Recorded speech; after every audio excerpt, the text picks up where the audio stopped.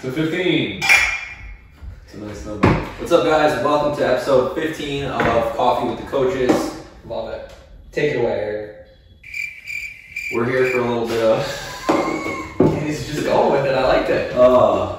What's next after that? What are we going into? Murph signups? Yeah.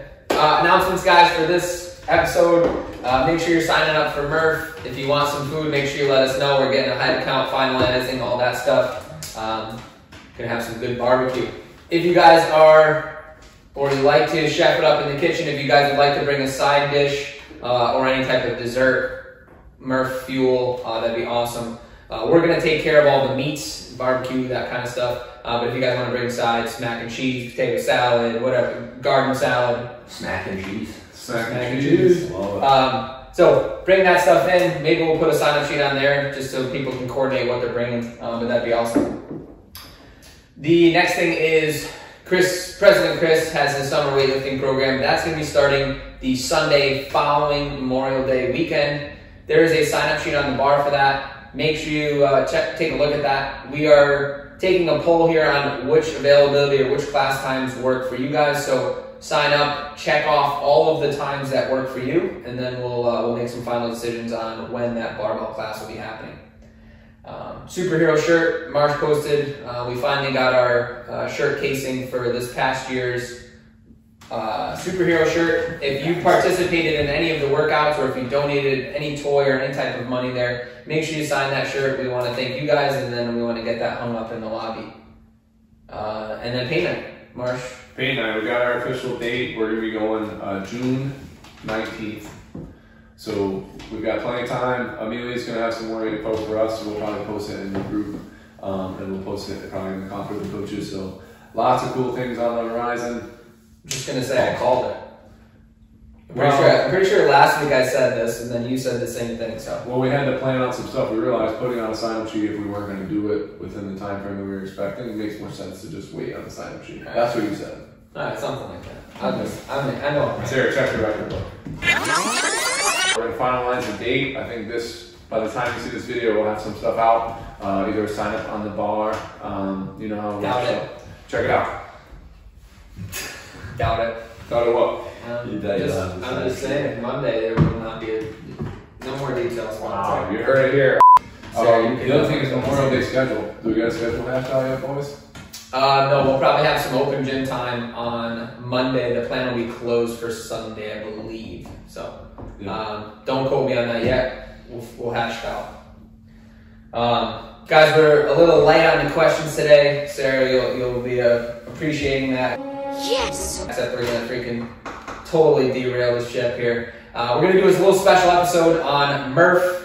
We figured it would be a great time to kind of just hash out some thoughts, some ideas, answer hopefully some of your questions that you may have had, but haven't asked yet or asked individually. So we can do the questions first, though. Questions box. sure, we'll work through those questions. I think they're pretty easy. Pause the Murph episode. We'll come back in a second. What is your first thought in the morning? Where's my coffee? Coffee. Piss excellence, like Rick said. Yeah. Coffee first, always. Yeah, same. Either that or you gotta shit. We're thinking absolute first thought, it might be that. Yeah, it's probably get to the pot. You guys go right in the morning, huh? First thing. I'm very regular. Get up, go. That's it. All right. Coffee. We'll stick with coffee. Override Beach Trip 2021. I think we can make that happen. That'll be a lot of fun. Try out jelly, put that one in there. Patty's Beach 2K17. We haven't done that yet. Yeah, seriously. I got like a whole bunch of flyers on Canada and everything else that we got too. Tips for hand care to prepare for Murph. All right, well, let's put a hold on that. We're gonna come back and touch on that for sure. Expert advice on that one. Yeah, awesome. Murph, guys. So, what is Murph? Actually, what's a hero workout? Mark, why don't you tell them what a hero workout is first? Murph is a hero workout. Yeah, guys, so hero workouts, CrossFit, kind of in its origins, really started with first responders. It was if your life depended on fitness, this was a fitness program for you. So Navy SEALs, military, police officers, anyone in the first responder field, really, really popular. And so you see these early adopters, sadly in the line of nature, they made the ultimate sacrifice.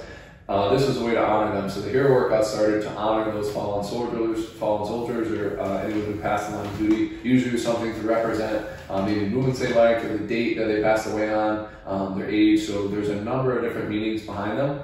But Murph was Michael Murphy. If you guys have seen Lone Survivor, he was one of the main characters. I think Mark Wahlberg was cast as him, but really cool story. Michael Cittrell wrote a book. It wasn't Mark? No.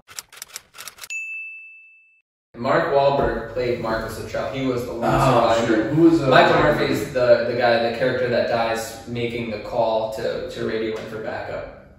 So, different actor, but either way, great movie. Go check it out. The same guy. This is to honor Michael Murphy. So the CrossFit community does this every Memorial Day. We've been doing this since his passing, so really cool. And that is kind of the meaning behind Murph and the origin story behind hero workouts. Yeah. And a lot of the hero workouts, just in general, are things that usually they include a lot of movements like running and kettlebell swings and push-ups and air squats. A lot of things these guys can do overseas with minimal equipment, so they're usually pretty long and grueling. Murph's a 1 mile run. Right into 100 pull-ups, 200 push-ups, 300 air squats, and then another 1 mile run with a weight vest. So kind of, simulates them wearing their gear in something that takes 45 minutes to an hour. So it's a pretty grueling workout. Yeah, this one was, so originally, kind of a little fun fact, they said this was his favorite workout, and he used to call it body armor. And I think if you think about it now, it couldn't be more fitting. Like, if you can complete Murph, like, you're pretty fit, you're pretty healthy, you're doing a lot of things right, and it will really kind of just serve as your own defense against everything. So, but yeah, it's one of those workouts that it's such a mental grind. So most of those hero workouts, that's kind of the mentality you want to bring into it, is you're coming there to suffer and to make a sacrifice. So pretty insane. I think Murph is probably going to be like the gold standard of that kind of kind of workout in general. So, but there's definitely ones that are shorter, but just as intense in its own variety. Things like Randy 75 power snatch is light. So the hero workouts themselves, you can see an amazing kind of spectrum of different movements, modalities, training, intensities. Is cool. So Superhero Day, that's one where we always do one hero workout, usually every hour in the hour. This year we did it once a week, or one every week. So brutal, fun way to honor the fallen. Cool. So we wanted to start off this Murph episode, just kind of go through some Murph strategies. I think coming in, there's kind of two camps or two kind of main strategies or ways to do the workout that most people think about. You got the people that just are going to go straight through or just one shot through. So you'll come in, you're going to do all 100 pull-ups, 200 push-ups, 300 squats, and then go back out to your run. That's kind of like the original kind of die-hard version of it. And then you have the kind of the classic version where you run, you come in, you're going to go through rounds of Cindy, which we've all done rounds of Cindy, 5 pull-ups, 10 push-ups, 15 squats. But we did want to kind of just talk about a couple different options as well. So just so you guys know, like, hey, you're not stuck to doing that one version. So I looked up, there's some cool kind of Murph strategies. One of them's called the push-up saver. So if you're really struggling with push-ups tend to always be the hardest part for me. This is 20 rounds. You're going to go 5 pull-ups, then you're going to go out to do your 5 push-ups. You'll go out and do your 15 squats, and then on the way back to the pull-up bar, you're going to actually do another set of 5 push-ups. Oh my God! So that'll complete your round of Cindy, 5, 10 push-ups, right, where you're going to break those up in 5 and 5 with the squats in the middle. So keeping the push-ups a little bit smaller should be a pretty good strategy for a lot of people. You don't have to stop and rest, and you're shortening up the amount of time that you're not moving. Another one I thought was really cool was the leg saver. So this one has to do with saving the legs or giving your legs a little bit of a break before you go back out to your mile run. So you're going to do 15 rounds of 5 pull-ups, 10 push-ups, and 20 air squats. That's going to take care of all of your air squats. And then you're going to go through 5 more rounds of 5 pull-ups and 10 push-ups. So that way you give the legs, maybe probably a good 3-ish, 4 minutes to rest a little bit before you go back out to that run. So if the running part is hard for you, it might be a cool option. And there's a lot of others too. Can you guys think of anything? Just breaking down the 100, 200, 300, I think it's always a good idea to have a strategy going into that. As far as, okay, if you know pull-ups are a strong suit for you, aim to, think about what you're gonna do. Are you breaking up in sets of 5? Are you gonna break it up in sets of 10? Just having a game plan going into that I think is important. And then I would say my suggestion always for the push-ups is go smaller sets than you think, because I think you burn out pretty quickly. So you don't want to your adrenaline's gonna be pumping, you get into the push-ups and you're gonna want to crank out 30, but it's probably a bad idea. I think it's always a good idea to just break it up into smaller chunks and just chip away at it so you don't burn yourself out too quickly. Yeah, I think another thing is even scaling, so less strategy, but I think we're gonna get into that in a minute, but what do you guys have a plan yet? What's your strategy gonna be for Murph? Never have strategy. I've done a bunch of different ways. I do think that this year I might just be going back to the straight through. Yeah. I think a few people might have talked me into it a little bit. I'm not sure yet, but I'm leaning towards the 100, 200, 300. Back to the Back to the original? a little bit more of a mental grind. Yeah, I think breaking it up sometimes makes it a little bit easier for me mentally. So sometimes having to dig through.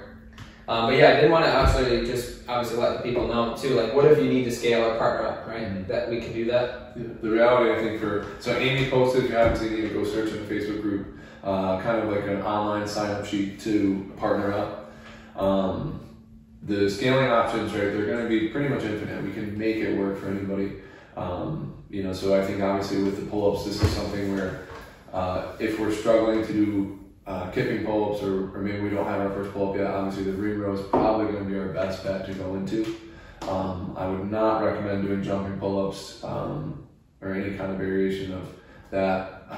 Maybe a banded option if you're really consistent with them, you've been doing it a while and you can do the band. But those would probably be the go-tos for the pull-ups. Yeah, pull-ups is the one where like you just, once you get to failure, they don't really come back. So you want to kind of stay below that threshold of failure for as long as possible. And if you need to do the ring row, yeah, definitely. Yeah. So what Cool. the setup? Also, guys, I know we have had just a couple people that I've talked to recently. Little bumps and bruises, injuries. I know people, 2 people specifically that were kind of bummed a little bit, but come in for Murph. We'll figure it out. There's always something you can do. I know if there's something that you or a specific movement you can't do, let us know. We can modify it. You can still come in and bust your butt for an hour and make that sacrifice and kind of do that, pay that little tribute. So, how about push-ups? What would you do to modify for push-ups? Instead of push-ups? Yep. So I would say if your own body weight or push-ups get really hard, a good flip would be a dumbbell floor press. But if you physically can't do the pressing movement, we can look to sub in something different. Sit-ups is a good option. Something like switch it up to your core or something. That way you can give the shoulders a break. Kettlebell swing. I don't know. Each injury may be individual, so you may be able to do a floor press, maybe not. Yeah, and maybe not if it's injury. Just push-ups are tough for you. I think simple as we start to gradually pick you up off the ground as you add elevation, it usually makes it much more manageable. So doing push-ups to a box, or you can set up something with a bench, really effective, awesome, especially for this many 200 reps. Would definitely highly suggest that if you can't do at least like 15 unbroken strict pull-ups, or sorry, push-ups, picking a progression that's going to get you more and more elevated is probably going to really help you go through those push-ups. So, and how about squats? Scaling options? Yeah. I mean, we could go a bench squat, box squat, something like that. I know we have a lot of new members. If you're a new member but you want to get in on the action here, just talk to a coach who will help you. We can come up with a plan specifically for you. This is something I was saying too. Like if you haven't been training consistently, just doing regular CrossFit stuff every day or 3 or 4 times a week for a few months. Let's scale Murph a little bit. I think you can still get a great workout in. It'll still be very challenging, but the idea of, hey, let's live to fight another day is another good kind of principle to keep in mind, because it is a pulling workout. Yeah, but I think that's where the air squat, a simple way is to just same thing like the push-up, add some more elevation to it. For a lot of people, squatting to a bench, a med ball is going to be great. And I think sometimes with the air squat, people that squat well, the other side of the coin, then they start to lose their technique. So make sure you guys are focusing on a good range of motion in your squat, hold that integrity of the movement. You know, of course, we're here to work hard, so it's going to be harder if you know you can do it, but go for it. So that sometimes physical feedback when you get to touch a bench or you get to sit on a med ball is going to really help, and it gives you some support in the bottom. If you need to add some elevation, you can take a med ball, stack a few plates on underneath. But probably game day we can figure to help you guys do some of those things. Cool. Yeah. How about, so kind of flipping gears, how about fueling for Murph? I know this is always a big question, like what should you eat before the workout? And this can be like, what should you eat the day before or the night before or the morning of? I would say number one, I would say just hydrate well. I think is always going to be important. Usually Murph's a hot day, so you're going to sweat a lot. You're going to lose a lot of salt and electrolytes. So I think just try not to save it for the day of Murph. Like, oh shoot, you got to get a bunch of water in. You know, try to hydrate well days before that. So just make sure you're getting your water in. And then food wise, thinking like 24 hours before. Yeah. I mean anything. Do you have anything, like any protocols you go through? So I would honestly say nothing. You should be fueling. Don't eat anything? Well, no, I think you're saying fasted Murph. Yeah. Who's taking on the challenge? Yeah. 24-hour fast before Murph. No! You should have a consistent eating habit that's most effective. So Murph is, yes, it's longer and it's more volume, but I mean, we did a workout last week, 100-calorie bike, 1 mile run, you know, 2K row, like pretty long and grueling thing. I think this is more than that for sure, but fueling wise, you know, you should just keep doing what you've been doing. Be consistent. Don't make any drastic changes before this. If you haven't been addressing your nutrition, start investing in nutrition now.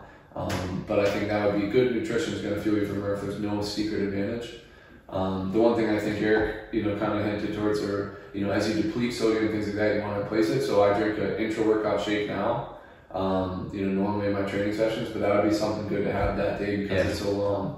Maybe something with a little bit of sugar in it, some Gatorade. You know, maybe put a little bit of the pink Himalayan sea salt stuff that's really good to fuel your workouts no matter what. But something like Murph, it's that long, you're going to want to definitely have something while you're sipping and going through the workout. Yeah, for sure. And I think, you know, Murph, it's early, it's 7:30 and 9, so if you're someone that's used to working out in the afternoon and you don't eat right away in the morning, I still think you should try to get something in before. So go through your typical day, the day before obviously, but when you wake up, have a good breakfast, get yourself ready. If you give yourself an hour to digest your food, you're going to be fine. So if you're doing the 7:30 heat, if you get a breakfast in by 6:30 and you give yourself an hour to digest, I think for most people that's pretty good. That'll give yourself some fuel and get you ready, rather than just going into it with no fuel. I think it's going to be a tough one to do. Yeah, I mean, I would say for me, what the plan will be is like these guys said, normal meal Friday night, maybe a little extra. What about pasta nights? What happened to those? Yeah, right? Maybe a little extra carbs. Like if I'm doing some kind of like rice or something, maybe a little extra than normal, or have some like some oats like I've been doing before bed. Then I'll wake up. I'll have to. We'll let them in on the surprise. The Murph tradition has been always, for at least I know Marsh and I, we've always done the first heat for Murph, but we're usually here early setting up the gym, so we get the sausage, egg, and cheese bagel sandwich. Yeah, we slam it right before Murph. Honestly, I've never had any bad issues with it though. I feel like the Murph, like you just use that fuel so quickly. But my typical like breakfast, if I'm doing a pre-workout or what I eat before, same thing like Eric. An hour or so before, I'll eat a couple eggs with some egg whites, and then I do some plain Greek yogurt with some blueberries and some Cheerios or granola or whatever. A little bit of carb, a little bit of protein. Keep it simple. I have to eat that right, and me and Eric's ear just has some fucking crunch it.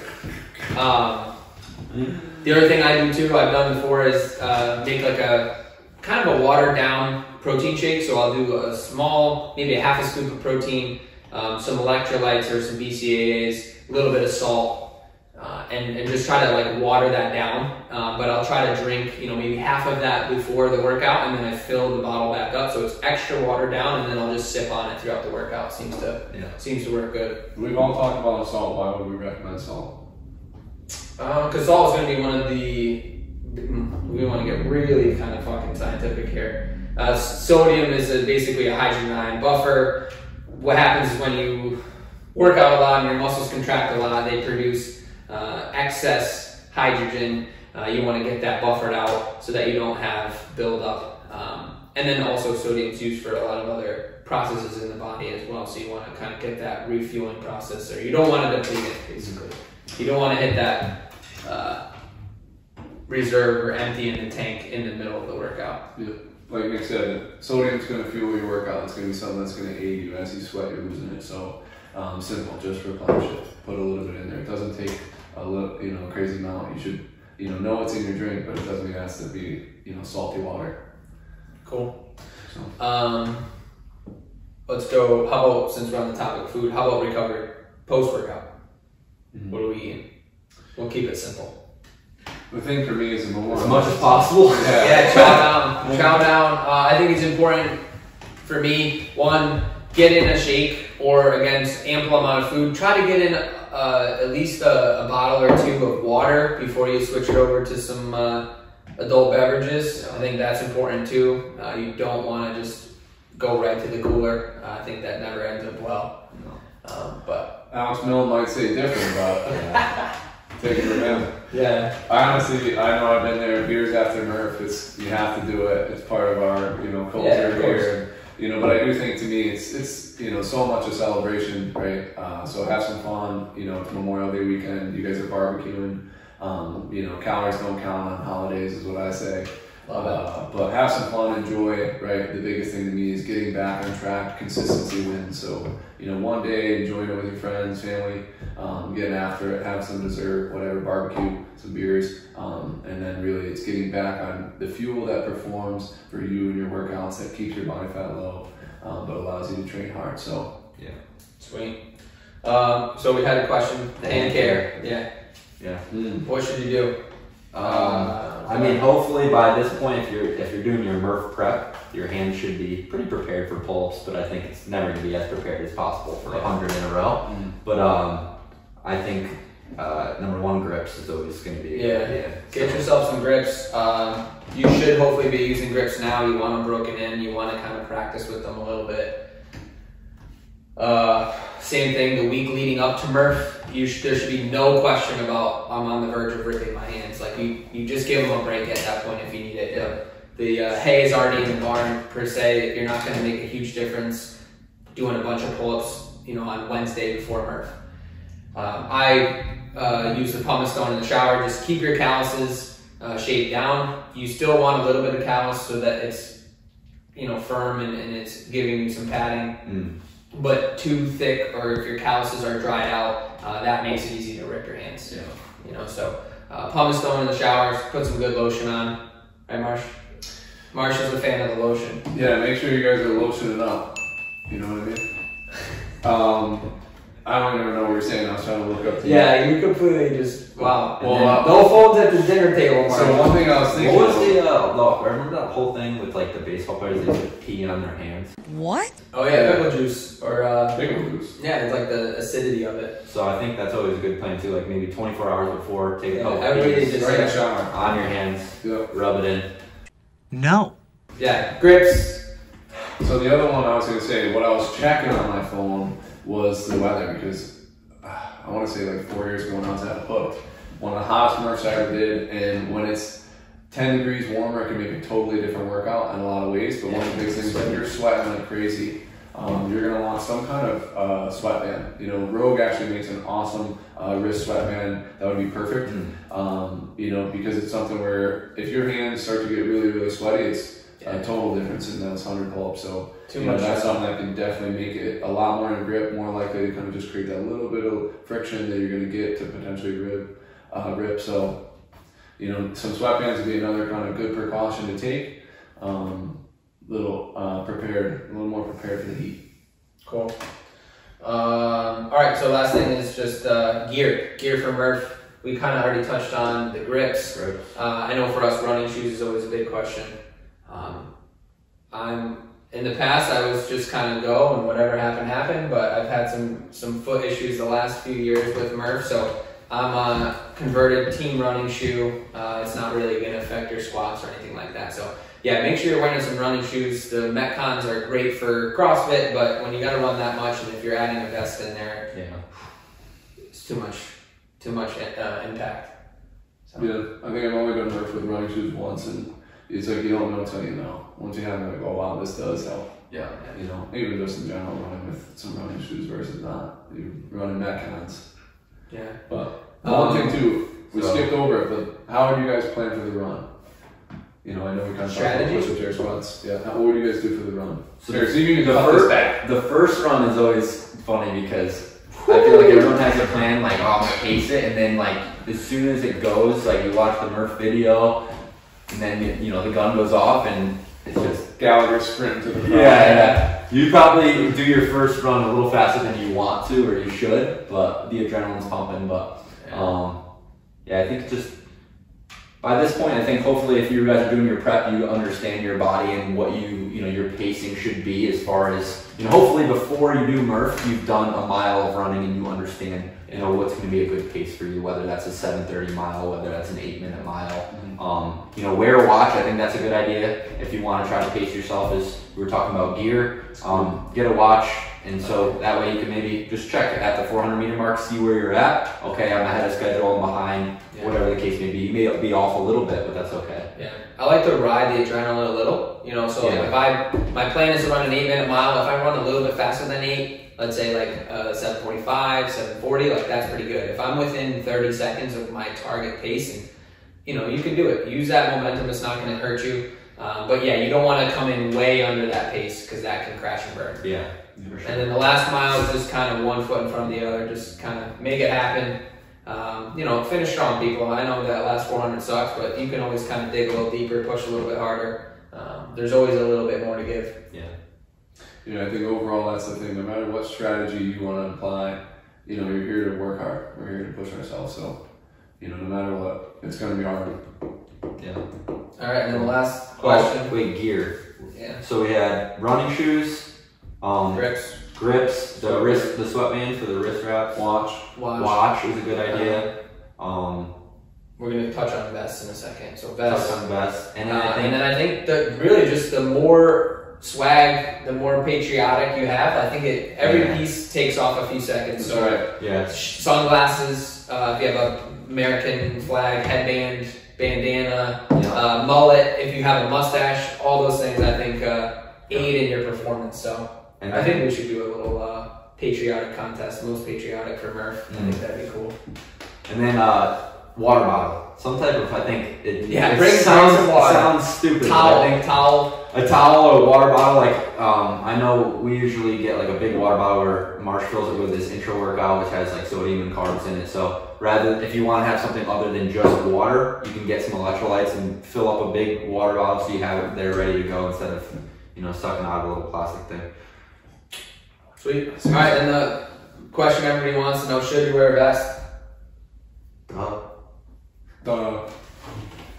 Honestly, guys, this is vest testing. Yeah, so we kind of put some stuff in the Murph prep, hopefully, if you've been looking at it, but Murph by itself is a hard workout. When you add a vest, it's a whole other, ball game.